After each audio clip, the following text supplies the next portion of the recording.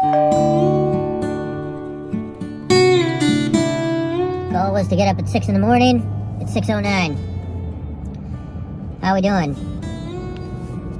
You situated yet? Me getting up in the morning is me situating my life. Getting it together, doing what I need to do.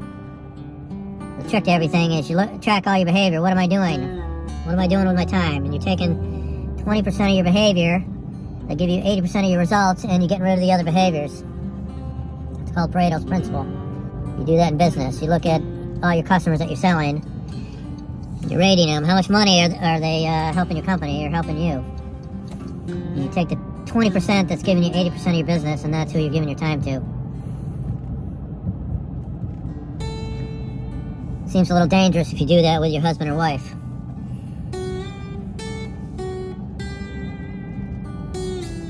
I'd be afraid to do that.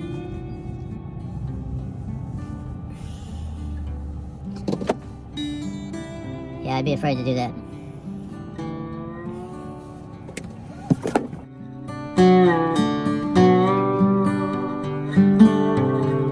The most irritating words in life is when you hear somebody say, I can't, or I won't.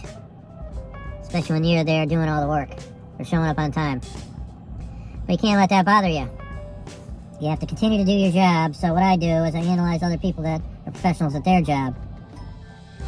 And I adapt what they do to what I'm doing.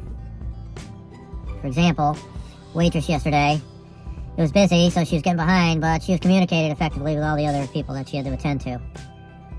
For example, like saying, I gotta take 3 other orders, I'll be right with you, I'm not ignoring you. And then she did all these little attentive things to all the different people to make sure that they knew she was on the job.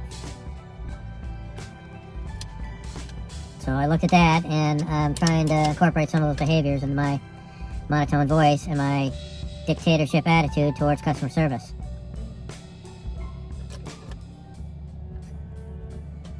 Another saying I hate that I hear is, I don't want to. Back in the day, you never heard anybody give their opinion on, you gotta be crazy, I'm not doing that. We were afraid of authority, or your parents. We just did what we were told. Or tried to. There was a minimum population that refused to do what anybody told them to, and then they didn't get anywhere. Because back in the day, they didn't have the laws that made you act appropriately as a boss. Well, they could say, you don't want to, or you don't want to get here on time, F you, you're fired. They had like 30 people in line that wanted your job.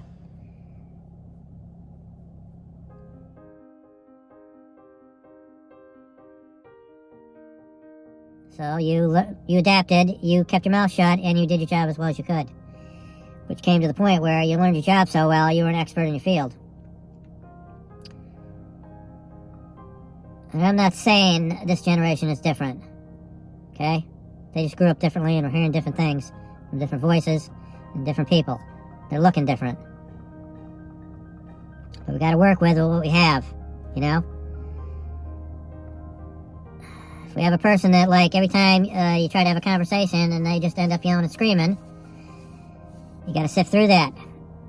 Maybe you gotta say something different, saying, you know, I'm not doing this. I'm not acting this way. Maybe you ought to calm your ass down so we can have a conversation.